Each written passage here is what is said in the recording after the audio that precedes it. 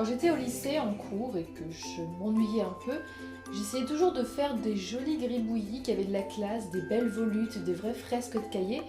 Mais en réalité, ça ressemblait jamais à grand chose, ça ressemblait juste à une pâle imitation de ce que pouvaient faire mes camarades qui étaient vraiment doués pour le dessin et que je maudissais un petit peu pour ça. Et puis, dernièrement, est arrivée la tendance du Zentangle.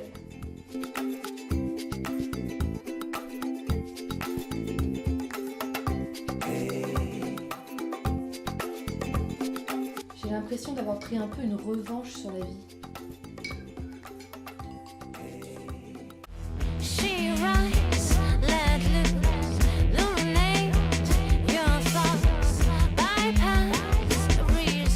Salut à tous et bienvenue dans l'épisode numéro 52 de Jane Come the Web. Ces dernières semaines, je me gave littéralement à l'image. Instagram, Pinterest, Tumblr ou encore Google, je me fais de vraies orgies picturales. Et ça m'a fait réaliser à quel point Internet et le mobile nous ont fait complètement changer notre rapport à l'image. Par exemple, avant, quand on voulait se montrer sous son meilleur jour dans l'espoir d'avoir des compliments, on se préparait, on mettait un peu de temps à choisir une tenue, on se maquillait pour les filles, on se coiffait, on choisissait une soirée où il y allait y avoir du beau monde et on allait s'y pavaner. Aujourd'hui, on attrape son smartphone, on fait 12 tentatives jusqu'à sortir le meilleur selfie pour exactement le même but. Alors oui, ça démontre certainement une grosse forme de narcissisme, surtout quand le selfie est très fréquent. Oui, nous sommes dans une société où on a envie de se montrer, de montrer où on est et ce qu'on fait, et probablement que ça montre un certain manque de confiance en soi si on a besoin de prouver tout ça aux gens. Est-ce que c'est grave? Je crois pas. Personnellement, je connais tout plein de gens qui font beaucoup de selfies et ça ne les empêche pas d'être sympas et altruistes. Et sur le web, on montre pas seulement son visage, on montre aussi beaucoup ce qu'on a fait. Le do-it-yourself est en plein essor et on est fier de montrer ce qu'on a fait de ses blancs chemins. Est-ce que c'est pour montrer qu'on n'est pas endimanché? Peut-être. Est-ce que c'est pour que tout le monde sache que nous, on fait notre nourriture maison et qu'on va pas acheter du surgelé parce que nous, on a compris que c'était meilleur pour la santé et qu'on a réussi à vaincre la flemme? Probablement. Et est-ce qu'en faisant ça, on recherche l'approbation de nos amis et si possible du monde entier à coups de cœur et de like? Ouais, je crois bien que oui. Tout ça paraît bien négatif et accusateur. Eh bien, c'est parce que quand on essaie de prendre du recul sur tout ça, on a cette fâcheuse tendance à vouloir toujours réagir comme un vieux con réac qui cherche à prouver absolument que c'était mieux avant. Et en faisant ça, eh bien, on oublie deux choses très importantes qu'a apporté l'Internet par rapport à notre rapport à l'image. La création et l'inspiration. Et pourtant, ce sont deux belles choses. La première fait qu'avant d'attraper son smartphone pour montrer au monde entier notre œuvre, eh bien, on va travailler dessus, on va s'investir, on va passer du temps par exemple à se faire un maquillage, on va passer du temps à créer des lettres avec des fleurs, on va passer du temps à mettre en scène un plat, quitte à le mettre par terre pour faire la photo parce que c'est le seul truc unique qu'on a.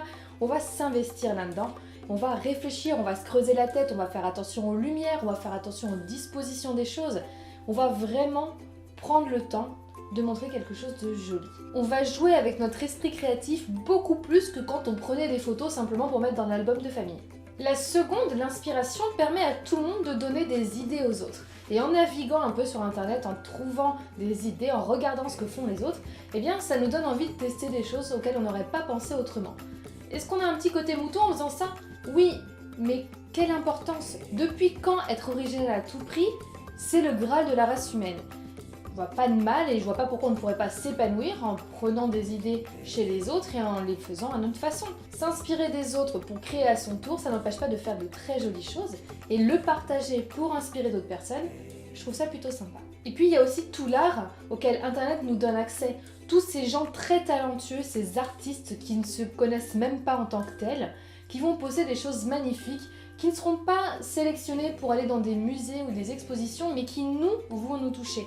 Et sans le web, on n'aurait jamais pu voir ça, parce que ça va être des gens à l'autre bout du monde qui sont comme nous, qui vont travailler tous les jours dans n'importe quel job, mais qui ont un certain talent et qui vont pouvoir le partager au travers de leurs photos et des réseaux sociaux.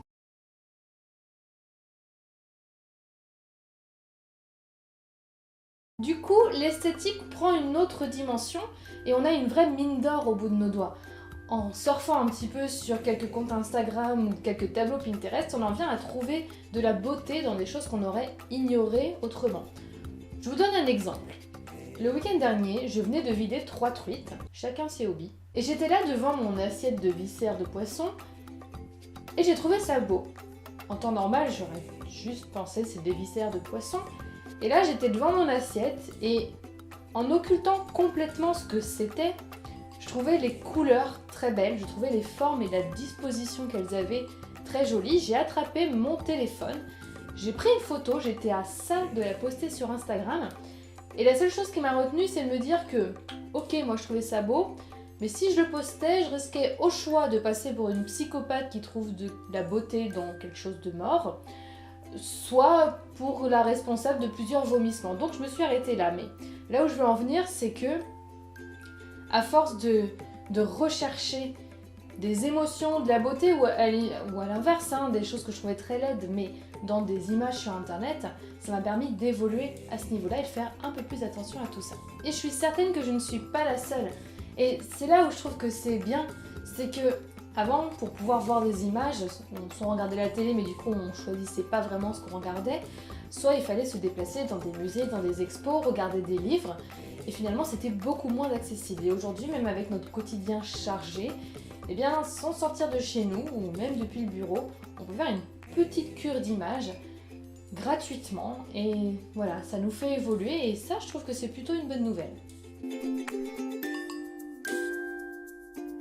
Cette semaine, pour rester dans le thème, je vais vous montrer mes derniers coups de cœur en termes de belles images. Pour commencer, le Google Art Project autour du street art, l'art de rue mis en avant par le géant de l'internet, ça ne peut pas se rater. Donc sur un même site, vous pouvez retrouver des fresques artistiques de rue du monde entier, des gifs animés, des interviews d'artistes, et je trouve ça particulièrement passionnant de voir de quelle façon cet art se décline dans les différents pays. Personnellement, j'y ai déjà passé un petit peu de temps. Je vous conseille vivement d'aller faire un tour, je vous mets le lien en barre d'infos et je vous mets un petit extrait vidéo d'une artiste allemande. Dass ich auch anfange zu tanzen, während ich male, zum Beat der Musik. Ich nehme einfach irgendeine Farbe, fange damit an und dann überlege ich, oder mein Bauch sagt mir, diese und jene Farbe passt jetzt dazu, diese und jene Form passt dazu. Das ist eine Bauchentscheidung. Deuxièmement, Niki Otave, que je suis depuis un petit moment sur internet, qui poste beaucoup de selfies. À vrai dire, elle ne poste que des selfies. Mais quel selfie! C'est un véritable artiste qui prend son visage pour une toile. Je vous laisse juger par vous-même.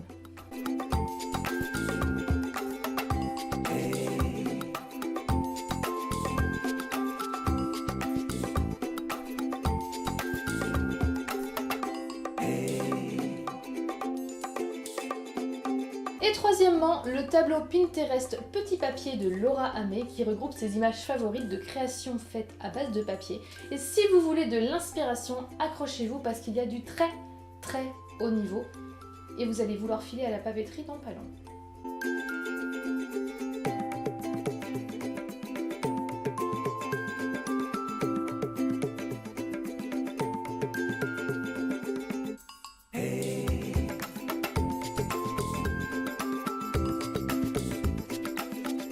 Cette semaine, je réponds à des questions que vous m'avez posées en commentaire dans les précédentes vidéos. C'est parti! Bastien me demande si je regarde Game of Thrones et si je préfère les Lannister ou les Stark. Alors oui, bien évidemment, je regarde et d'ailleurs je sais pas ce que vous en pensez, mais ça recommence le mois prochain. J'ai l'impression qu'il y a beaucoup moins d'excitation que pour les saisons précédentes. Enfin, personnellement, j'ai toujours très hâte. Et je préfère les Stark parce que les Lannister, à part, oui, le couple incestueux qui peut être vaguement intéressant, je trouve que les Stark sont beaucoup plus profonds chez les personnages, en particulier ceux qui restent. Je suis très fan d'Arya et j'ai vraiment hâte de voir de quelle façon sa sœur va évoluer. Putain, j'ai oublié son nom. Sa sœur. Sansa. Béatitude me demande si j'avais des animaux de compagnie quand j'étais petite. Alors, ça dépend. Est-ce que les poissons, ça compte comme animaux de compagnie? Si tu entends par là chien, chat, cochon d'Inde, lapin, non, j'ai eu mon premier chat quand j'avais 21 ans et que je me suis installée chez moi, et c'était cette phase de flanc là. C'est terminé pour aujourd'hui. Si vous avez d'autres questions, n'hésitez pas à me les poster en commentaire, j'y répondrai dans une prochaine vidéo. J'espère que cet épisode vous aura plu. Il était léger, mais c'était pour donner un petit peu de positivisme vu l'ambiance du moment. Vous pouvez me retrouver tous les jours sur les réseaux sociaux, en commençant par Facebook, par là-haut, et sur Twitter, Instagram, Snapchat et Vine. C'est ici, c'est toujours le même pseudo Junkin Mood. Je vous remercie d'être toujours là, de toujours être plus nombreux à me suivre. Nous sommes bientôt à 3000 abonnés. Rappelez-vous, quand on atteindra les 3000, on fera une petite session foire aux questions en live. Je vous souhaite une très bonne semaine, je vous fais plein de bisous. Ciao, ciao.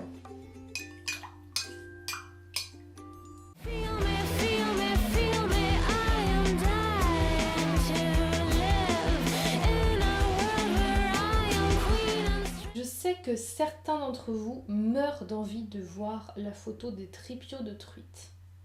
Puisque vous insistez, les âmes sensibles, vous n'avez que quelques secondes pour couper cette vidéo. 3, 2, 1...